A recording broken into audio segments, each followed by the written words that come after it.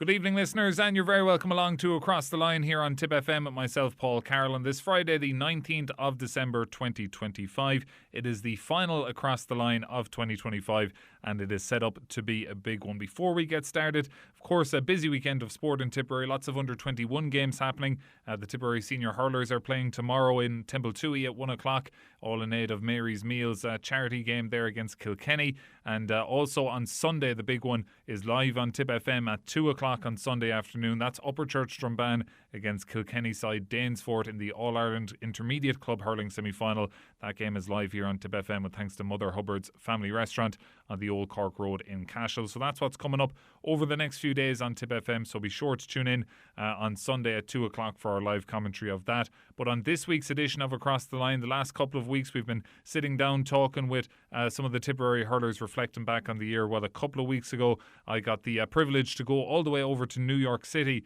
for the Tipperary GA Club Straw. That was taking place, and I got a chance to sit down and really explore the Tip Hurling Club in New York, which is just full of stories, full of history, and full of people, of course, from Tipperary who were happy enough to sit down and speak about their club over there in New York. So that is going to be the focus of this week's edition of Across the Line.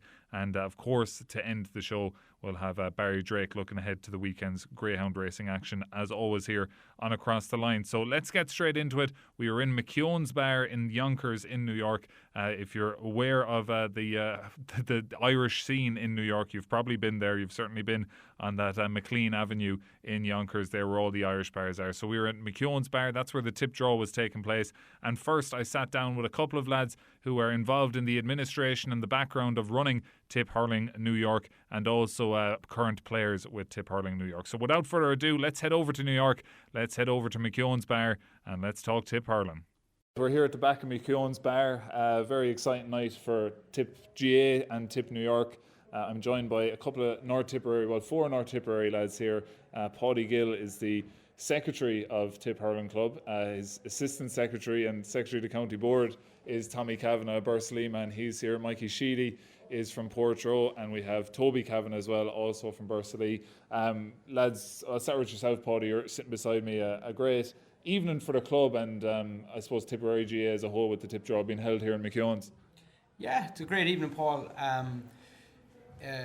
Great for us to be able to have the county board out here and showcase to the people we sell the draw to what the draw is all about, how it's run, and show people how much it gives back to Tip at home and in turn us here. Yeah. I was speaking to, there's a load of Tipperary lads out in the bar there. One of them is Brendan Maher from Roscrea, huge kind of man out in this neck of the woods in New York, and probably one of the biggest sellers of tip draw tickets in the world, I'd say. Yeah, Brendan sells, I'd say 80% or 90% of our tickets, and had been the lead person on that down through the years. So I think we're all trying to row in now, aligned with the county board, to make the tip draw as big here in New York for Tipperary Hurling New York and Tipperary Hurling at home, for it to be as mutually beneficial as possible. And Tommy, I'll go to yourself. Like, how important is the funding from the tip draw to I suppose to any club, but here in New York? Yeah, I think so. I think, look, we were actually looking at it last year. The tip draw probably, is as big as any sponsor. We look at it that way from an income perspective.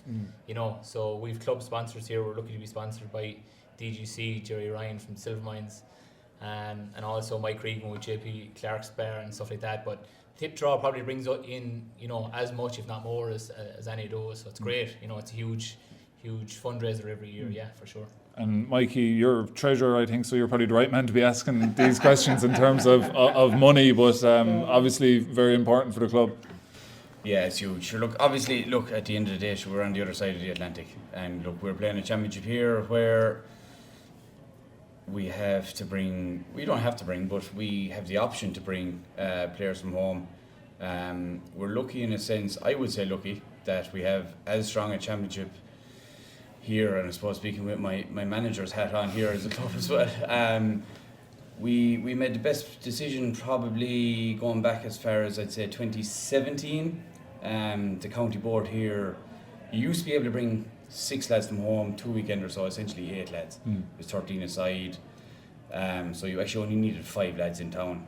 to make a team. But they made the decision to go to 15 aside and only bring 3 lads. So we've gone from 2 teams. It was 3 when I came in 2015, then to 2 in 2017. Now we're up to 6. So we probably have we have the biggest championship in the States. You know what I mean? And it's probably down to putting more emphasis on the home base, needing 12 players from living in the area that are living, and then you sprinkle in your few from home to bring 3. But to go back to the funding question is like, obviously if you're bringing 3, they obviously have to be flown out. You need to find places to stay, put them up. So it all goes towards that. But I suppose in more recent years we've probably used the funding more so to look after the people here more so, like that they're not out of pocket for coming to train, and that they can get a bit of grub after training, heading home. Like, to be honest, like hurling, it's not as if to say it's going to mean as much to them here as it would as if they're a club at home. But it's a way of meeting people. Everyone lives busy lives here, you know what I mean? So to get them to the field, you want to say thanks and whatever, but the tip draw, as Tommy says, is as big a fundraiser we have, which aids us in making the whole thing happen, you know. I think we give players, like, you know, if you're travelling from Limerick back to Kilcoleman to train, it's not, you know, it's not that big of a trip, but we've lads coming up from Brooklyn, you know, they could be travelling an hour, maybe 2 hours up to train and back again. No cars, it's all trains, buses. So it could be 1 o'clock before they get back, like, and they're up again at, you know, obviously New York is an early type city, you know, everybody's up at 5:30, 6:30 to go to work, like, so to be able to provide that and have the funds there to do that, it's huge, like.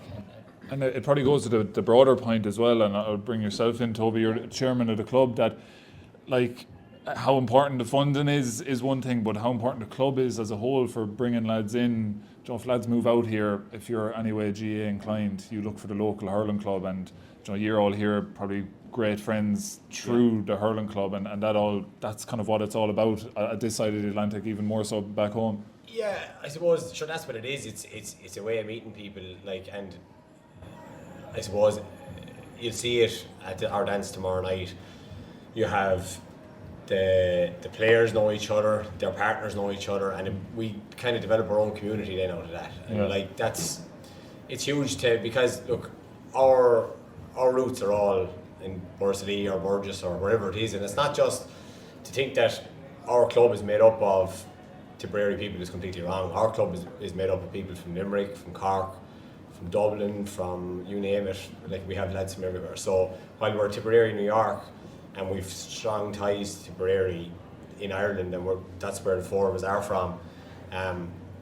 We bring people from all over, and it's a great connection to be able to, like, when you're going into work in the days and you're meeting lads that you're hurling with, or you're meeting on a job site.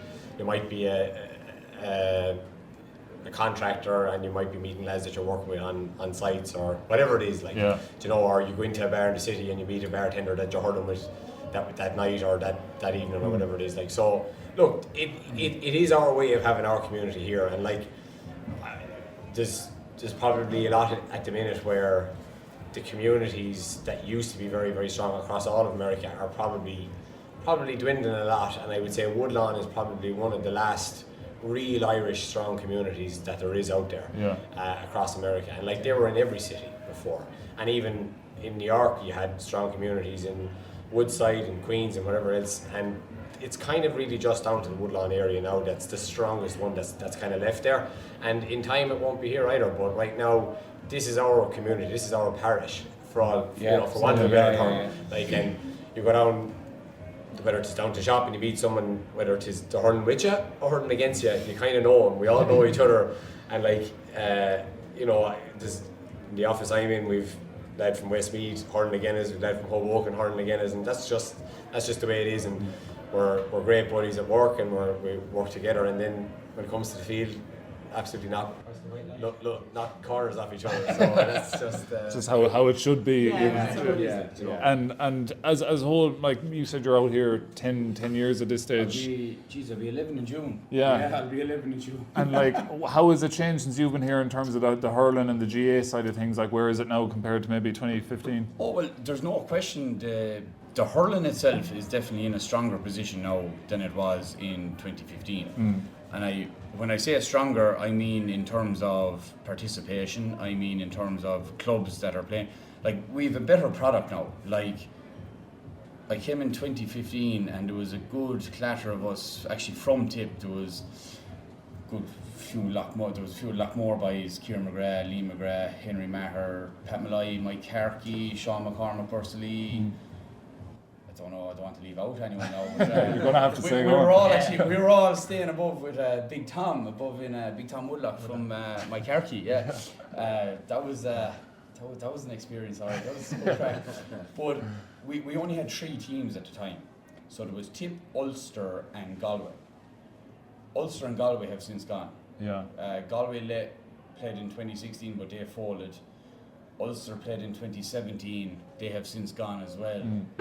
It's just because a lot of it, and we're lucky with Tip. Like, we're be under no illusions. We have a very strong connection with our association and older members who have been here. Like, we're lucky. We're the only club that has been founded in New York that is still going. Yeah.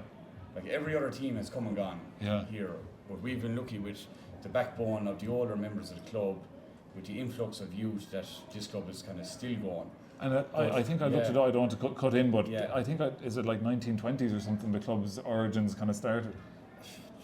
Yeah. Tommy's a historian now, he might know a bit more on that, but I didn't know mention. There's a few lads out there that will definitely correct you on that now. They know the team that that line out in 19. But when I hurled in 2017, there was 2 teams, and again, Ulster won that final. They had TJ out for the final, he absolutely shot the lights out of it, like 217 or something like that. But then it went back up to 3, but we're at 6 teams now. Yeah. So it's a better product for players. And I would say also, right, our club has gone from strength to strength. I think probably one of the biggest things and the best things that we did was we brought back in our junior team. Yeah. Right. So, and I don't know the history on it, but I know previously we hadn't had a second team of our own for maybe 10 years. We brought it back in 2019, and then with COVID in 2020 it went, and we brought it back again in 21 or 2. Yeah. But what it has meant, like, for the club now is that we won the county final in 2024, and the week of training of the county final, I think we trained above in Tibbetts Park, and I think we had close to 40 lads knocked out. So, like, whereas if we had one team, we're all realists here. Like the lads today are no fools. Like, they know. Yeah. Am I good enough for a senior team? Yeah. Okay, I'm not. Like, I'm not going up training all year round just to hang around. Do you know what I mean? Yeah. So the junior team facilitates that. Yeah. You know what I mean? And it creates that. It creates a club and a community, and you see that for all levels. I think it probably resembles more a club at home. Yeah. You know, you come out. Look, really, you know, we came out. You know, obviously with Bursley and hurling with them before you come in here. Like, to be honest, for most lads when they come, this is your club now, like, you know what I mean? And obviously you keep huge ties at home, and you keep watching the results, and then all of a sudden it gets harder and harder to keep an eye on results because you've your own games here and you've your life going on. So Tipperary, New York very much becomes your club, and that's your identity around the place, what you're about, where you're going. All of a sudden you're wearing the Tip gear here instead of your Bursley top from at home or whatever. So lads buy into that, you know, and I think having that second team then, you know, it's very much, we kind of started as a social thing where we had a ton of guys they'd come up to the games, but they had no real outlet to play, and they were mad to some play. elder statesmen who still had the itch to kind of play. Exactly. It's brilliant, as you said, it's great to have it. Brilliant that lads have that outlet over here. And Paddy, you were kitman this year with New York GA over in Lorry Maher. That probably goes to show where the thing is going, like that the county team, if you want to call it the New York county team, were over in Ireland And all the articles at the time were kind of saying that they were too strong, and that they were going to walk it, and they ended up getting through. Plenty of arguments against that. into the Nicky Rackard now, but how was that experience, and a good few tip lads involved in that as well? Paul, unbelievable. Any day you get to step out in the field in Crow Park and be a part of that occasion, there's not too many walk through life and get the chance to do it. So I really relished it. Even I would maybe consider myself number 41 or 42 on the whole setup, but I still thought as if we were a unit. That's where when Mikey came in managing a couple of years ago with Tip, we're a unit, we're a team. And no more than that with New York, Mikey and Tommy were involved. Heading home, the pool of players we were able to pick from were home-based players here. To me, it was no different than any lads that moved to Dublin and joined this club or that club. This is the path they decided in life. They're now living in New York. New York is considered county in Ireland to play in the Connacht Championship, so why can't the hurling lads get the same opportunity? And they went home. We fought hard. We played the games, and we got over the line. It was great, unbelievable. Yeah, it seemed to be an unbelievable experience. Last few, I mentioned Brendan Maher, and Mikey, I'll bring you in this. I said he might be the man who sells the most county draw tickets. Another man that sprung to mind is Tom Ryan from your club in Portrush. So, who do you think sells more county draw tickets? Smitty definitely gets the nod anyway. Tom definitely gets the nod. Jesus, Tom is on another level. What he has done for Port now over the years is just phenomenal. But it comes back to the likes of the Brendans, as you said, Tom Ryan in Port, and everyone that does the fundraising and puts the foundations in place to be able to do what the people coming on behind them do now. I think it's probably this year, and it's funny that we're back in McKeown's again, to have the tip draw come out this year. Brendan has kind of semi-retired from his position in the club. He was assistant treasurer with Mikey for the last number of years. And we made a presentation to him actually at the AGM this year when he stepped away. And for the tip draw to be here, we kind of have a renewed kind of connection with the tip draw. And for Brennan to be here tomorrow night, he's actually being inducted as a lifetime honorary member of the club, something that we started in the last number of years. So I think it's real fitting for Brennan this weekend, and I think it's great that we're here in McKeown's again for that. And hopefully, we can give him a real good night tomorrow night as well. So I think it's a really great occasion for tip people all over, and hopefully tomorrow you'll see that as well. You get an idea about what the club is about, what the people. I'm sure you're going to be talking to plenty of people tomorrow night. So you'll have a good feel going home back to tip next week about. Jesus, they're no different than any club in North Tipperary or South Tipperary or whatever it is. It's been great talking to you lads. It's actually kind of a model club to look into, and how it's all run. So thanks for having us here with the tip draw, and hopefully, I think last time we were here, the tip draw was here was 2019, 2025, 2 All-Ireland winning years. So hopefully it's not too long we'll be back out here again. Oh, great conversation with the lads there. That was Toby and Tommy Kavanagh of Bursalee, Pádraig Gill from my own club in Burgess, and Mikey Sheedy from Portrush. We're going to be speaking to lads from Toomevara, Roscrea and Killerone MacDonagh's, along with much more coming up after the break. And you're very welcome back to Across the Line here on Tip FM with myself, Paul Carroll, on this Friday the 19th of December 2025. Now let's continue our chat over in New York in McKeown's Bar with the Tip Hurling Club in New York, and I've got the privilege of sitting down with a real legend of the scene over there in New York, Brendan Maher, former hurler with Roscrea, and he was also joined by Michael Kennedy from Toomevara and Stephen Carty from Killerone MacDonagh's. So let's hear that conversation now. Right, so we're now joined Stephen Carty from Killerone MacDonagh's. Stephen, how are you? Very good. We've Michael Kennedy from Toomevara. Michael, how are you getting on? All good, up the ground. And we've a very famous face here, Brendan Maher of Roscrea. Brendan, how are you keeping? All good, thanks. Great to have you here, lads. We're kind of just after the Tipperary draw was held here in McKeown's Bar in Yonkers. Stephen, I'll start with yourself. The draw itself, it just kind of brings everyone together on the night, but very important for the club as a whole as well. Oh yeah, it's a huge fundraiser over the years. For our club, driven off one man, Brendan Maher here beside us, I've driven this thing for as long as I can remember. It's a fantastic draw. It's every year we see it in our coffers that we have this money coming in, but it's it's a great draw. It's Yeah. fantastic, yeah. And we spoke to some of the lads who are current officers in the club, and they spoke about how important the funds are. But Brendan, yourself, as Stephen said there, and as the lads spoke about before you came in, about the amount of tickets you've sold throughout your time, a fair bit of work in it, but it all goes to a good place, both Tipperary GA and the club here. Oh yeah, 100%. Good cause. Tipperary home gets happy. Tipperary here gets happy. So, crowd came out a number of years ago anyway. So, how did they raise money? So it came up Tip China's draw. So since we've been there. And when you first came out, I was speaking to you earlier, you're 4 decades, I think, out here. How important has 2 years. how important has the club been to just yourselves, like, settling down and building a community over this side of the ocean? Oh yeah, the Tipperary club have been great. Hurling has been great in general, but the Tipperary club here, like some Mike, Stephen, all those guys, like, all friends. Yeah. It's great. Michael, I'll bring to yourself. It's been a great evening here this evening. You're a Toomevara man. Toomevara, big contributors to the tip draw as well. How have you found it this evening, and I suppose the draw's importance to the club? Oh, it's super important, and like what Steve said about Brendan, the thing about Brendan is when he's selling tickets, he doesn't ask you, he tells you. You buy them and he gives you 20 and you have to get rid of them somewhere else. But that's how you fundraise. And Brendan is old school, very meticulous, very straight up, and writes everything down, can tell you what he said 3 weeks ago about what you owe him for the draw and all that. So, and that's very important. But the draw as a fundraiser has been great for us, and it's a very social.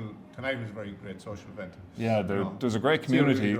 There's a great community in this club. I've only been here this evening, but talking to yourselves, talking to some of the lads who are still playing at the minute, like, it's huge importance to lads who are living over here. It is, yeah. When you come here, you don't know anybody, and you can jump in with a team. And you can see you've met guys from every club in Tipperary, practically. And we fight about our clubs at different times, but not on nights like tonight, and not when we're on the field in New York. John Madden is one man that was here tonight. John from Lara played here for probably 20 years plus, and it was great to see him back tonight. But a big contributor to the club when he was here. As these men are, they're both in the bar business. Very important to be in business to be able to contribute, and these guys have done that. So through the draw and everything else, not just the draw, but. And Stephen, you'd see that yourself, being a bar owner as well, that how important the GA community is over here for people from Ireland who've moved out here. Oh yeah, it's your first port of call. You've played in Ireland, you come over here. And, we've had players from all over the country play for us with Tipperary out here. We don't care. We'll bring you in. We'll help you out. It's a starting point to get a job. There's no better community than the GA community. And even seen tonight. I'm meeting guys out here tonight I hadn't seen in a long, long time. It's great. It's great. Even yourself, I'd like to meet you. I know where you're from at home, but to meet you first time, it's really it's very important. I see Tony O'Brien out here from Silver Mines out for the last few weeks.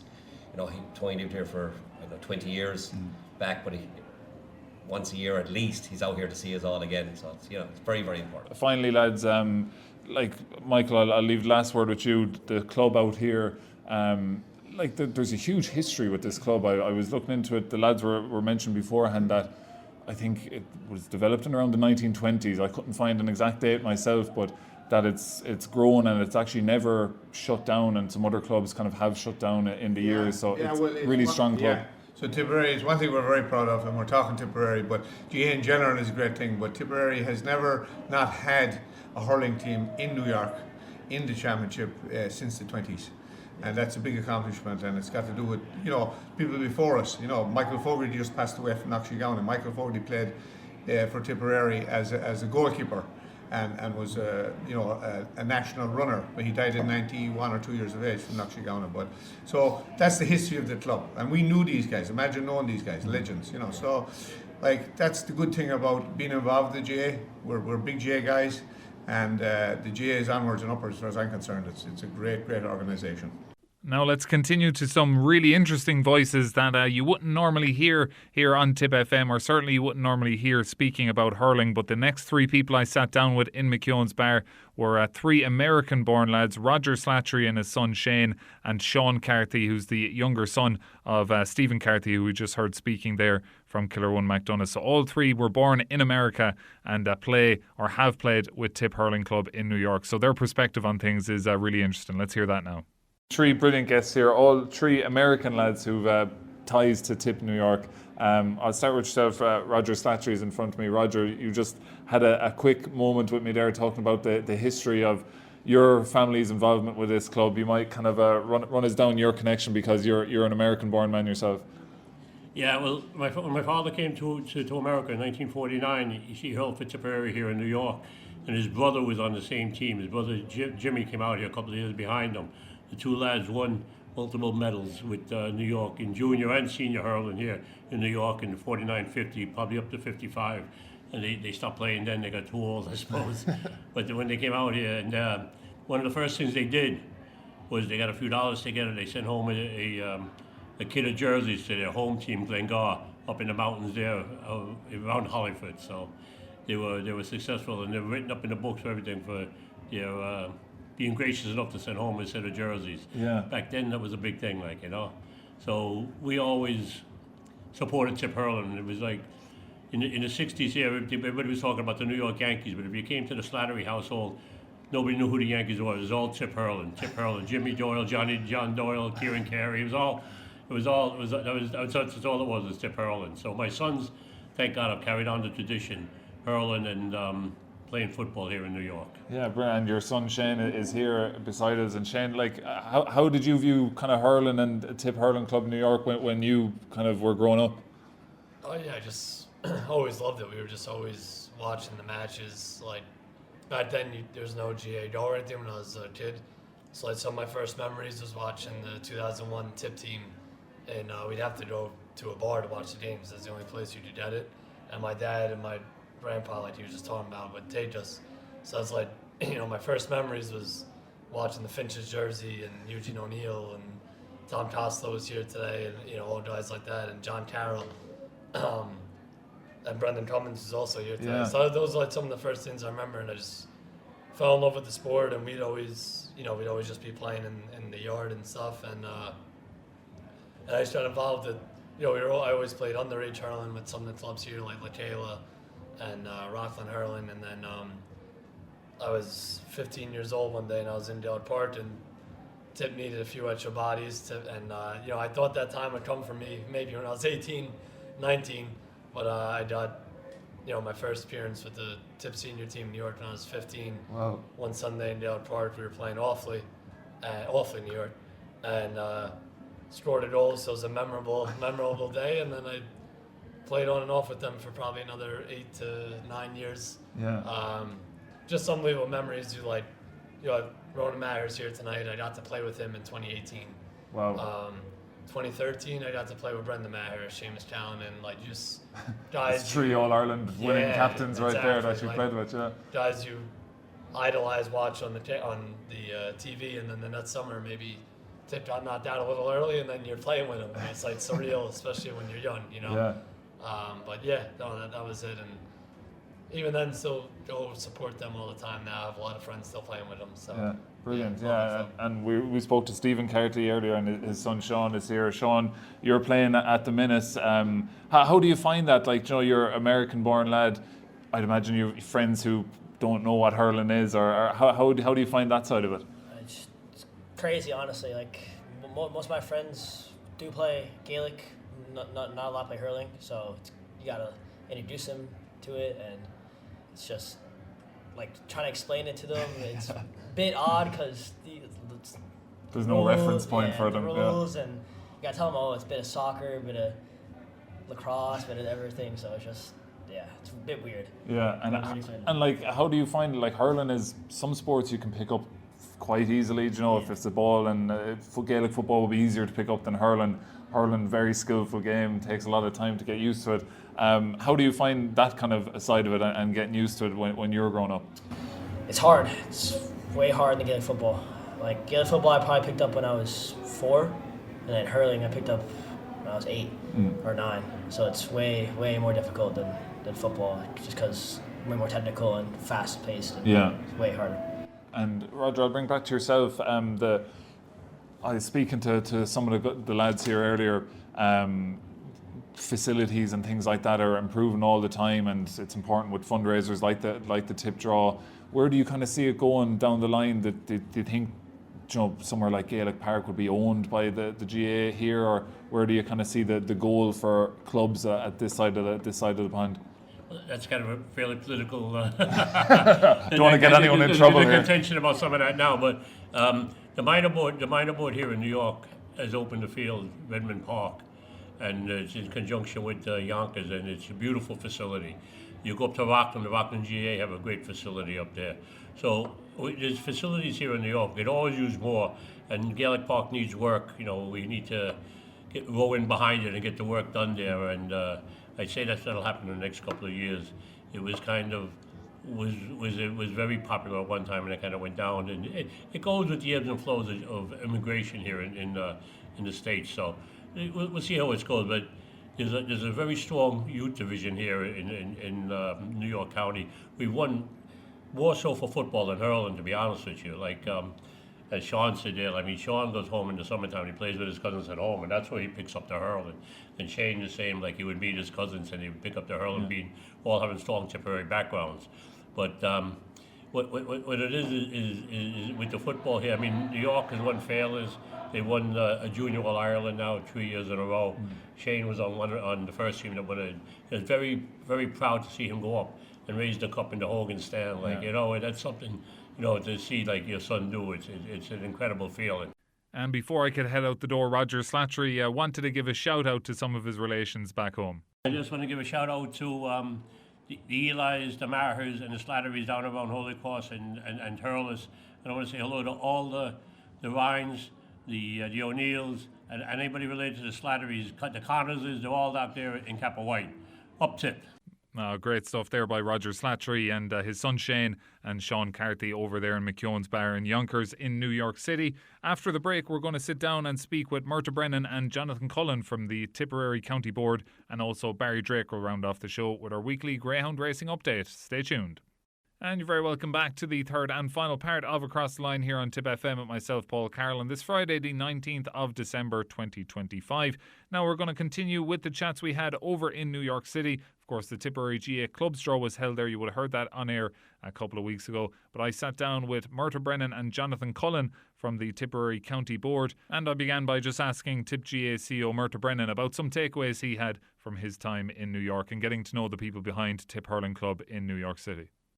It's really important, I suppose, that we connect, Paul, and I suppose since I've been in the job, we haven't been out here, and I'm not sure before that, so it's gone on a couple of years. So when Jonathan came in and took over the draw, and he suggested that we go out here and do the December draw, it was a no-brainer. I mean, it was perfect timing. We had the cups, we had the All-Ireland success to show off, and it's been great. I must admit, I've learned so much over the last 48 hours from talking to the club members out here, and it's funny, the issues we face back in Tipperary are similar out here, you know, in terms of pitches, in terms of finance, but it was great. It's a very worthwhile experience for that perspective alone, because I think we should have a closer relationship anyway with our tip GA personnel abroad. And this was really successful, and I'd like to think that we'll build on this going into the future. And before we started recording, I was asking, was there other clubs around the world that buy into the tip draw, and you were saying that you weren't aware that do you think it's just the New York club here, the tip New York club, and you know, there's so many Tipperary people playing in all over the world, and it's kind of nearly an untapped area where the tip draw would probably like to expand. Oh, absolutely. Look, I'll let Jonathan speak to that, but because he raised that in his first analysis of the draw, and we're actually getting our members. But yeah, it's great because we'd love to be able to help clubs, especially Tipperary clubs abroad, and the only way they want to help is fundraising and raising the much needed funds to keep the game alive, and that's why the draw is brilliant, because it's a joint fundraiser between Tipperary GA and Tip New York, where 50% of the money raised stays out here. You know, the most important thing here is that they benefit from it. And like the clubs back in Tipperary, as you well know, Paul, and you see all the lovely pitches and hurling walls that have gone up over the last 15, 20 years. A lot of that and some is attributed to the money that comes in from the draw. So we're hoping to expand it out here in New York for a mutual benefit, really, that we benefit and also Tip New York, and then perhaps look around the rest of the States and look over to London and see where else we can take it in the next few months or next few years. Yeah, and Jonathan, when you were doing the draw yesterday, you had some figures to go with how big the draw has been. I think, did it start in 1988, maybe around that time, and it's been such a huge success in the last 3-4 decades. Yeah, that's correct, Paul. It's in its 38th year now, and over that period of time the draw has brought in a total revenue of now over 80 million euros, and of that 80 million euros, then 40 million has gone back to the clubs. 30 million has been won in prizes, and Tipperary GA has retained 10 million. So it's a fantastic draw, and it's what it has done for both Tipperary County Board and the clubs and units that are in the draw is phenomenal, and it's probably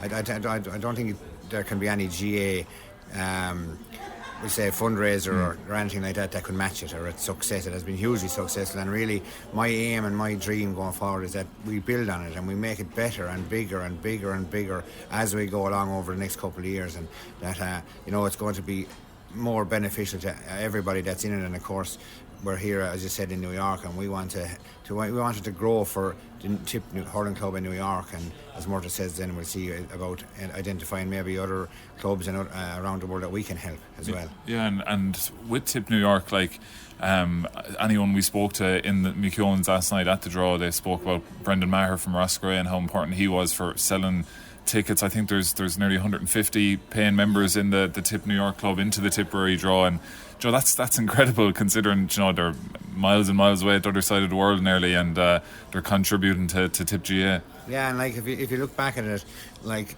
as you said, Brendan Maher has been phenomenal in promoting the draw in New York, and he has done that in an era where it wasn't as easy to maybe communicate back to Ireland, where it wasn't as easy to get your members and get payment across. But now, with the way the draw has been, I suppose, revolutionised, and we have our new system, and everything is online and everything is digital.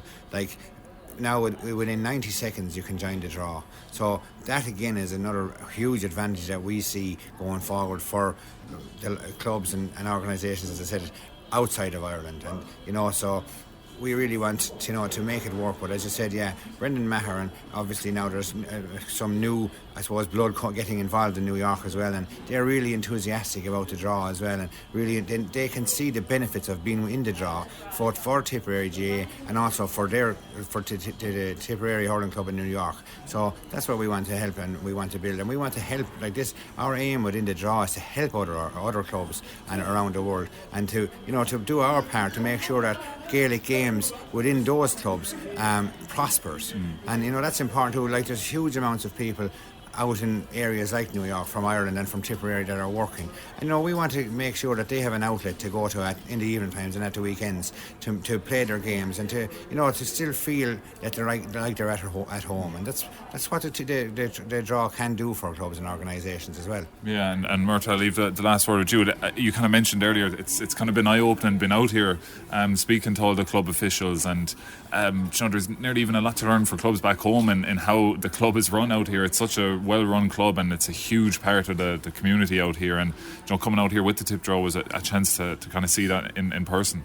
Oh yeah, it is. As Jonathan said, they're the Tipperary diaspora out here, and whatever reasons they've had to come out here down to the years, it's lovely for them to feel part of home. And I suppose they have different challenges out here in terms of getting into schools with different sports they're up against to grow the game. And I've been blown away by what they've achieved, what the New York County Board have achieved in the last number of years. I think it's phenomenal that they have acquired that new juvenile facility, Redmond Park. 8 acres of land in New York. In New York. I mean, good Lord, I went out to see it. I got a tour of it on Thursday when I arrived. And to achieve that, it's fantastic. I mean, to achieve that in a city where land is premium. And so now they have somewhere where their juvenile game can grow, and I suppose they have their partnership with the Gaelic Stadium. I've learned so much, and you only kind of get that when you come out here, and you sit with them and you go around with them, and they show you the people who are sponsoring them, and they show you how to do their fundraisers, and it's kind of humbling to see it, because it's really, really tough for them, but they've done a really, really good job, and we're delighted to be able to come out here and help them some way, as Jonathan said, and also reconnect. I think it's important that we try and do this regularly, that we go out and hear their issues, and we kind of share ways of overcoming them, and for us the draw is definitely the best way that we can help the clubs out here. But no, it's been brilliant, Paul. It's been a real education, and I'm delighted I came out. That was Jonathan Cullen and Murtagh Brennan from the Tipperary County Board speaking to myself over in New York. And that concludes what was a really, really good weekend over in New York. And it was a real privilege to be invited over and to get to know the lads behind the Tip Hurling Club over there in New York as well. It was a really, really great weekend, and very, very thankful to be asked. So we'll move on from that, because now at this time of a Friday evening, it's time to talk dogs with Barry Drake. Tip FM's Greyhound News Update with Greyhound Racing Ireland, your Christmas party destination across the nation. So it's another busy weekend of greyhound racing. The last big weekend, of course, before the festive season, of course, with Christmas Day, of course, next Thursday. But in terms of this weekend's racing action, it all kickstarts down at the Kingdom Greyhound Stadium in Tralee tonight. The €5,000 to the winner, Eric Brown Memorial Kingdom Derby. And I think the prize can stay at home in the Kingdom, because I thought trap number 1, Crossfield Matt, who was such an impressive winner last weekend, I thought he could follow up and record back-to-back winning performances there in that feature event. Of course, all eyes will be on trap number 3, Solo and Go, who's owned by the Kingdom Palace Syndicate, of course, which includes star footballers David and Paddy Clifford. Of course, this greyhound came so close to winning the Bar 1 Racing Irish Greyhound Lords a couple of weeks ago. Certainly not without a chance there from trap number 3 tonight, but will need an explosive start. Concentrating on action at home in terms of the Clonmel Greyhound Stadium tonight, they have a good racing programme. Down for Decision getting underway there at 17 minutes past 7, and it's featuring the big final there, the Munster Christmas Cup final, with €5,000 to the winner. It's been a wonderful competition over the course of the last couple of weeks. Trap number 4, Slippery Brine, will be one of the leading fancies for champion trainer Graham Holland, of course, who has Danish Biscuit in trap number 1. But Slippery Brine, who's owned by Larry Dunn in Dundalk, has been the star of the competition, and going on recent performances will take plenty of stopping. However, has a tricky draw in trap number 4 tonight. Will need to do everything right. It's a wide open contest. Jeravi de Meg runs from trap number 3 for Kilkenny trainer Paul Hennessy. That's another star of the competition in recent weeks. And trap number 1, as I said, Danish Biscuit, not without a chance from the inside of the track there for Graham Holland.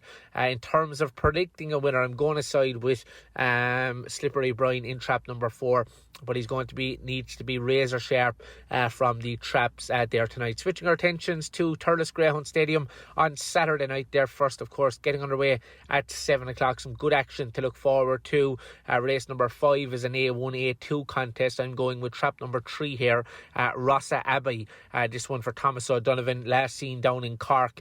Showed nice pace there in a couple of starts. Looks like an improving sort and should go very close. The likes of Bogger Bailout in trap number 6 for Liam Peacock is another one with a good chance. While in race number 7, this is an A5 contest. It's an open enough contest, but Gold Mine Sapphire for the kennel of Francis Tobin and Aoife O'Gorman in Thurles went into my notebook when finishing second last time, trained by Dick Purcell. Only a lightly raced sort. The best is yet to come, and that's worth keeping an eye on if you're heading along to Thurles there on Saturday night. Back to racing at Clonmel on Sunday night. Their first race, of course, goes to traps at 6:04.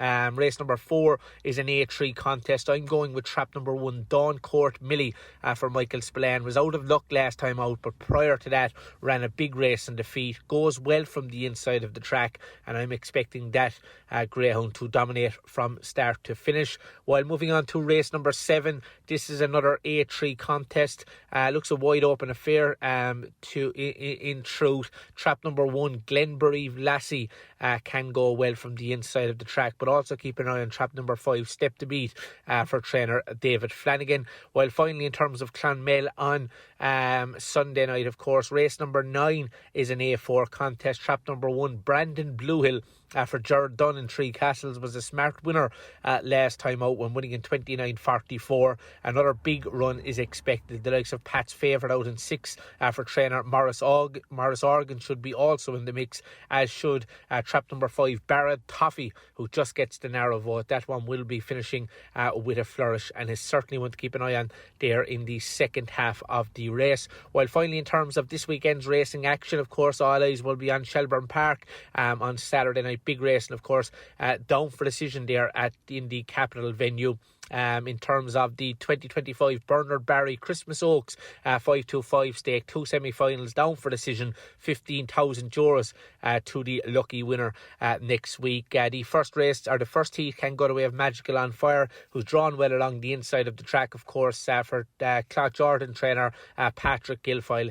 That rates Nap selection there on Saturday night, while the second semi-final can go the way of trap number 3 Ballydale Tina, who's been in superb form in recent times. Another one for champion trainer Graham Holland, who certainly has strong claims of winning that Christmas Oaks. It's been a fantastic year, of course, for all at the Riverside Kennels. So this is our final, of course, I suppose, report for the till after the Christmas season. So just like to wish you all at Tip FM and all your listeners a very happy and peaceful Christmas, and we look forward to catching up again in the new year, and hopefully 2026 can be another great year for all the Tipperary connections, Tipperary Greyhounds and the sport in general. Look forward to catching up in the new year.